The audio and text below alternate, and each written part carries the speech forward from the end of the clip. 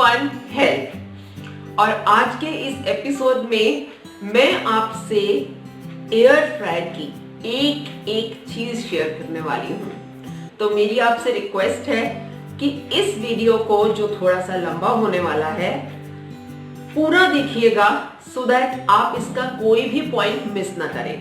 और एक बार आप देख लेंगे तो उसके बाद आपको इसे दोबारा देखने की जरूरत नहीं पड़ेगी। Fine, so join me for complete demo, uses, mechanism, कैसे काम करता है, मैं सब कुछ आपके साथ आज शेयर करने वाली हूँ। और रेसिपीज वो भी आपसे शेयर करेंगे। To start with, this is not a promotional demo. फिर से वही बोलूंगी, मुझे इसके कोई पैसे नहीं मिल रहे। मैं इस्तेमाल करती हूँ आपके साथ YouTube पे इसकी रेसिपीज शेयर करती हूँ। That is why I am sharing this demo with you. मेरे पास जो है ये मेरा 2.5 साल पुराना है। This is not a new one. मैंने 2.5 साल पहले ये खरीदा था। It's a Philips brand, model number HD9216 है, जो बिल्कुल इसका बेसिक मॉडल है। I got it for somewhere around 8,000 rupees 2.5 साल पहले। तो सबसे पहले फ्रेंड्स इसके मैं पार्ट्स बताती हूँ आपको। टू स्टार्ट विद, ये नीचे इसके एक ट्रे है। सारा काम जो होता है वो इसी के अंदर होता है। देखें, ये आप देख रहे हैं, ये काफी हैवी है। इसको मैं अभी आपको दिखाती हूँ अलग से। इसको निकाल के ये हमारा जो पोर्शन है, यहाँ पे सारी हीटिंग प्रोसेस चलती है। ये हमारा जो है ये टाइमर है। अब ये क्योंकि मैंने आपको जैसे बताया कि मेरा बेसिक मॉडल है, बेसिक मॉडल में जो मेरा टाइमर है वो मैनुअल है। मुझे इसको मैनुअली चलाना है। मैं जितने पे भी सेट करना चाहती हूँ, 5 मिनट, 10 मिनट, 15, 20, 25, मैक्सिमम आधे घंटे के लिए टाइमर है। इससे ज़्यादा की ज़रूरत ही नहीं पड़ती क्योंकि ये इतना छोटू सा है। मुश्किल से इसमें आधे किलो से ज़्यादा का वेट आप नहीं डाल सकते। तो आधे किलो की जो भी कुकिंग आप करेंगे, मैक्स टू मैक्स आधे घंटे में आपकी हो जाएगी। अब आप देखें, ये जो है ये आपका टेम्परेचर कंट्रोल है। टेम्परेचर कंट्रोल में आपका 80 डिग्री से शुरू होता है और 80 डिग्री से लेके आपका 200 डिग्री तक जाता है। इन जनरल जो आपकी कुकिंग होती है, most of the cooking is done between 160 to 200। आपके केक्स जो हैं 180 डिग्री पे, आपका चिकन 200 डिग्री पे, आपके रीहीटिंग 150 डिग्री पे। तो ये सब चीजें जो हैं ये मोस्टली आपकी जो हैं 160 से लेके 200 सेल्सियस, दिस इज सेल्सियस, इसमें आपकी काम करती हैं। काफी लोग पूछेंगे कि ये कितने एम्प पे चलता है। तो ये मैं आपको बता दूं कि ये 16 एम्प की पावर लेता है। मींस इसका जो प्लग है ये पावर प्लग है और ये आपको 16 एम्प के स्विच बोर्ड में डालना पड़ेगा, राइट। इसका बैक साइड दिखाती हूं आपको। इसके बैक साइड में आप देखिएगा ये एक जाली सी बनी हुई है, ठीक है। और कुछ जालियां इसके नीचे भी बनी है, वो भी मैं आपको दिखाऊंगी। ये देखें, ये देख रहे हैं, ये आपके जालियां यहां पे भी हैं, इधर चारों तरफ, दोनों तरफ यहां, और ऐसे ही ये डक्ट से बने हुए हैं यहां पे भी। तो अब आप कहेंगे कि ये डक्ट्स क्यों बने हैं? ये इनलेट की डक्ट्स हैं, यहां से हवा अंदर जाती है। जो नीचे वाले डक्ट्स हैं, दीज वंस, ये यहां से हवा अंदर जाती है। और यहां से जब आप कुक करते हैं, तो क्योंकि आपका ये एयर फ्रायर है, इसमें आप हर तरह की कुकिंग करेंगे जिसका मैं अलग से आपको बताऊंगी। तो यहां से जो भी हवा निकलती है, गर्म हवा या धुआं निकलेगा, स्मोक निकलेगा, वो यहां से निकलेगा। So this is what is about the inlet and outlet for this. चलिए, अब मैं आपको थोड़ा सा इसके अंदर ले जाती हूं कि इसका मैकेनिज्म काम कैसे करता है, राइट। ये मेरी डिश है। अब आप प्लीज एक्सक्यूज मी, क्योंकि ये मेरा 2.5 साल पुराना है, तो डोंट एक्सपेक्ट कि भाई ये बहुत ही अच्छी कंडीशन में होगा। ये ऊपर आपको ग्रीस दिखेगी क्योंकि ये यूज्ड है। अब आप देख रहे हैं इसमें कि ऊपर एक कॉइल बना हुआ है। इसका मैं मैकेनिज्म बता रही हूं आपको।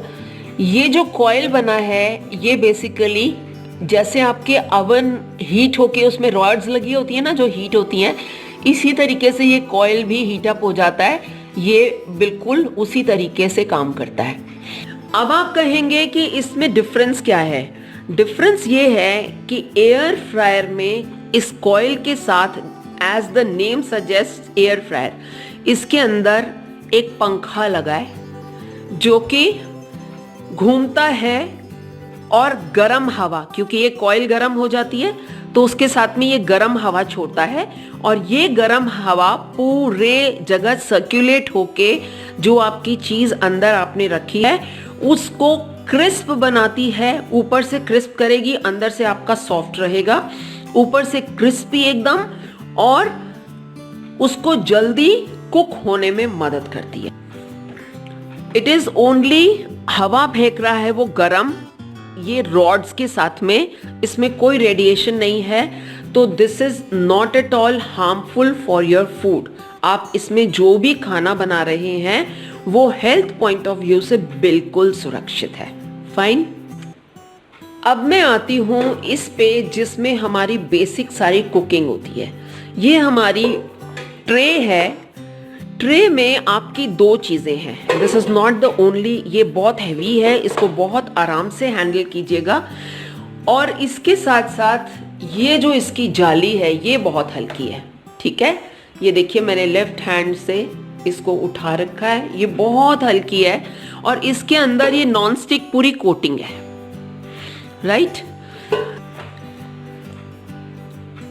ये देखिए, इसको मैं प्रेस करके यहां फिट कर दूंगी।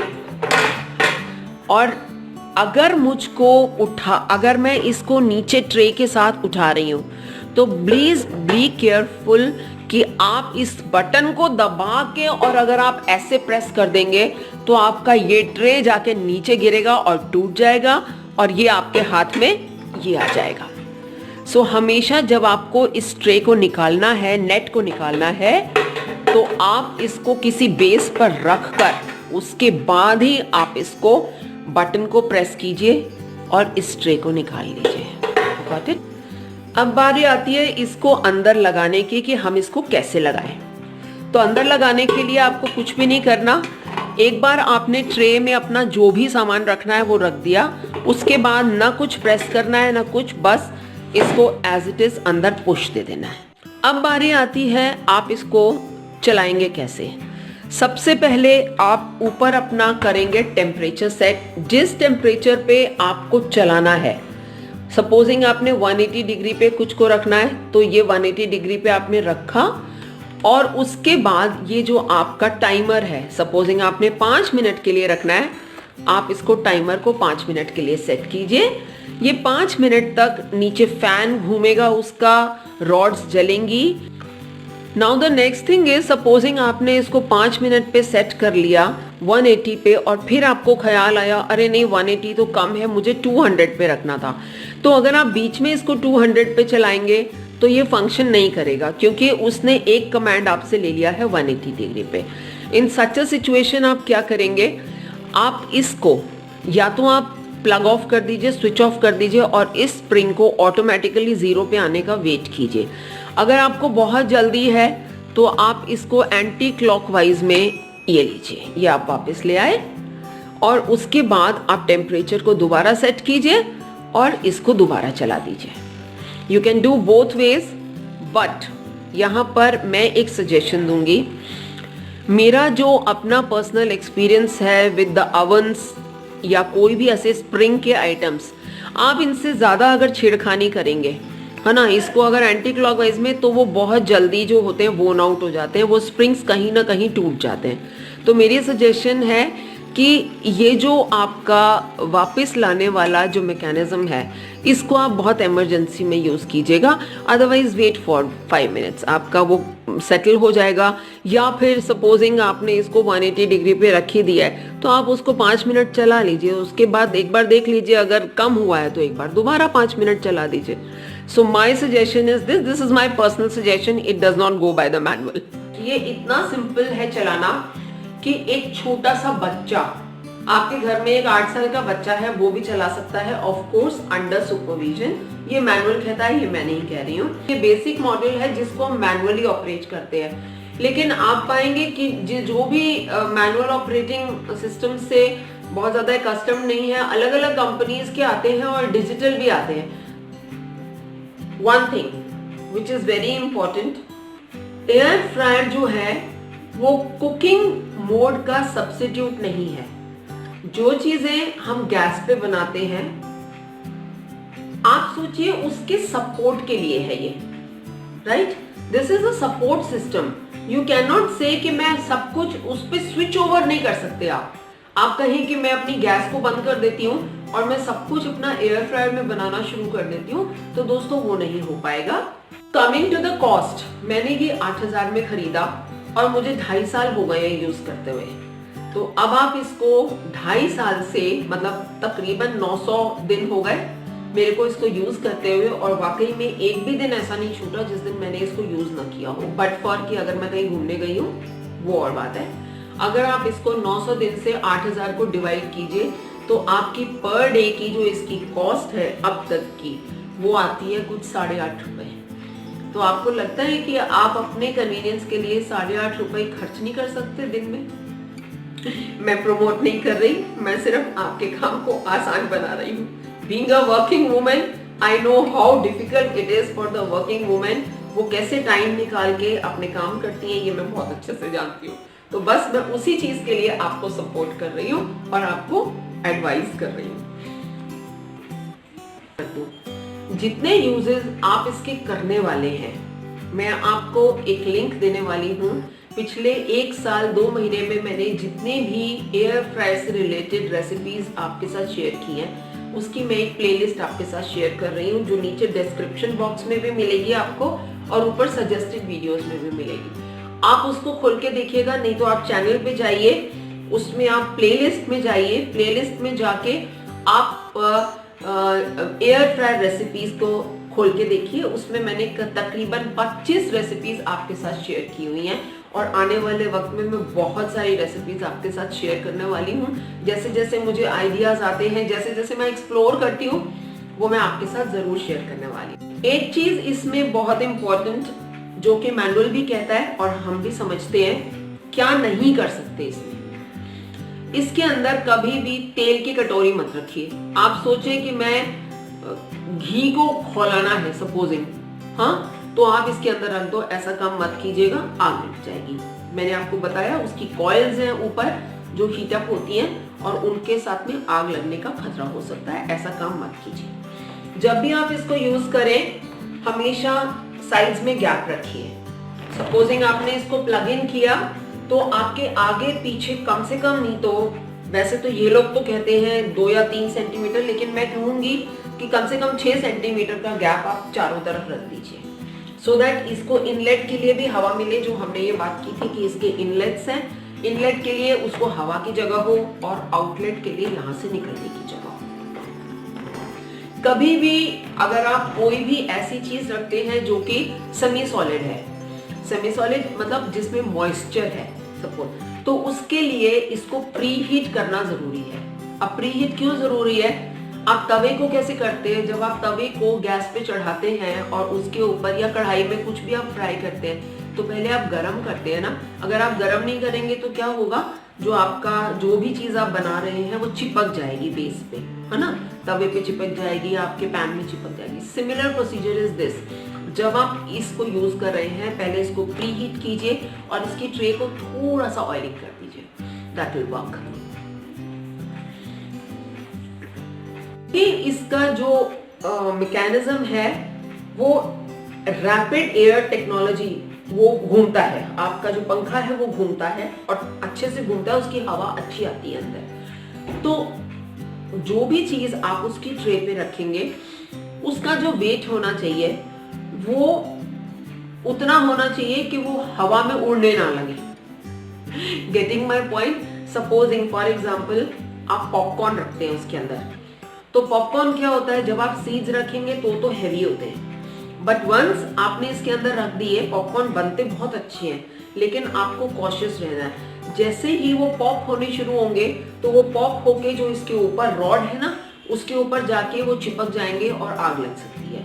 तो मेरी सजेशन है कि अगर आप इसमें पॉपकॉर्न बना रहे हैं तो इसकी ट्रे में या तो आप एक ऐसा जाली वाला कंटेनर रखें जिसके अंदर ऊपर ढक्कन हो, या इसके ऊपर रख के इसको किसी से कवर करें, हैवी फॉइल से कवर करें, हाँ थोड़ा सा नीचे करके इस तरीके से, ताकि वो पॉप होके ऊपर जाके आपका एयर फ्रायर का जो कॉइल है उसके साथ चिपक के आग ना लग जाए इसके अंदर। दैट इज अ चांस, वो हो सकता है और मेरा होते होते बचा है, इसलिए बता रही हूँ आपको। तो यूजेस में क्या क्या यूजेस आप इसके कर सकते हैं? आप इसमें चिकन रोस्ट कर सकते हैं। नॉन वेज लवर्स के लिए तो ये ब्लेसिंग है।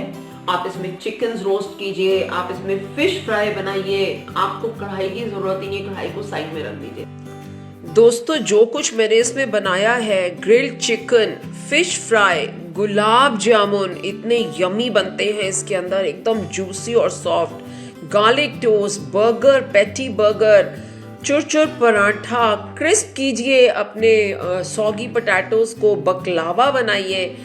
मैंने इसमें चोको वॉलनट केक बनाया है, ब्रेड रोल्स बनाए हैं, crispy Honey potato, French fries बनाइए और उससे पोटैटोज, फ्रिटर्स, पकोड़े, आपका लजानिया, आपके बटर कुकीज, आपके फ्रैंकी रोल्स, आपका मल्टीपर्पज ग्रेवी मसाला, आपके रोस्टेड पीनट्स, आपकी स्वीट पाई, ये मेरा क्रिएशन है, स्प्रिंग रोल्स बनाइए, आपका डोमिनोज के जैसा गार्लिक ब्रेड बनाइए, आपके मफिन्स बनाइए। ये आप मेरी पूरी लिस्ट देखिए, जो प्लेलिस्ट है उसको वॉच करेंगे तो आपको पता चलेगा कि आप कितना कुछ उसके साथ एक्सपेरिमेंट कर सकते हैं। चुरचुर पराठा, चुरचुर पराठा सब लोग बना के खा रहे हैं। हाँ, पराठे में मैं एक चीज बोलूंगी कि भाई वो, क्योंकि इसके अंदर फैन लगा है जो उसको ड्राई करता है और उसके साथ में हीट छोड़ता है, तो फैन जो है उस चीज को थोड़ा ड्राई करता है। तो कोई भी ऐसी चीज जो आपको बहुत ज्यादा पापड़ जैसी नहीं चाहिए तो उसको थोड़ा सा ग्रीस जरूर कीजिए। उसके अंदर या तो ऑयल डालिए, जैसे फिश है तो फिश अगर आप फ्राई कर रहे हैं तो उसको जब आप मैरिनेट करते हैं तो थोड़ा सा साथ में ऑयल डाल दीजिए और उसके साथ रखिए। सिमिलरली चिकन हो गया, उसको भी थोड़ी सी ग्रीजिंग आप उसी के अंदर कर दीजिए। उसके बाद आपको इसके अंदर रखने के बाद आपको कुछ भी करने की जरूरत नहीं। Now friends, the last part is इसको क्लीन कैसे करें। बहुत मेसी हो जाता है, इट बिकम्स वेरी मेसी। तो उसको क्लीन कैसे करें?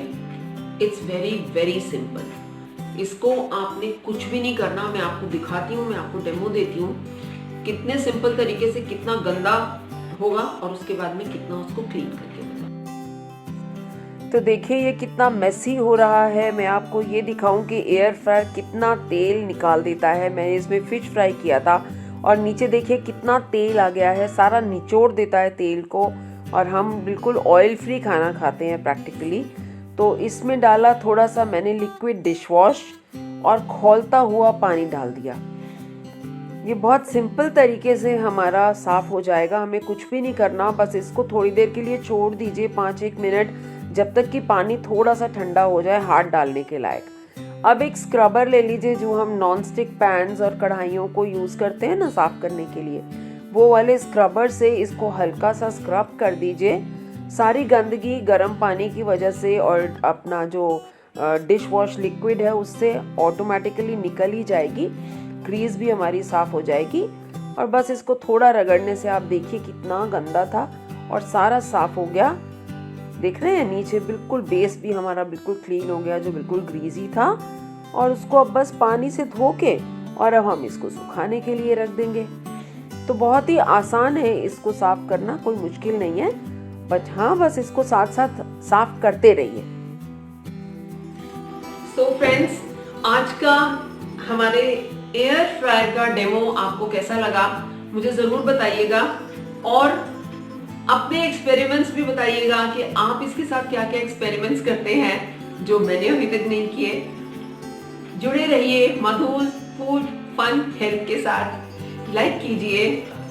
Thank you so much for your time. Bye.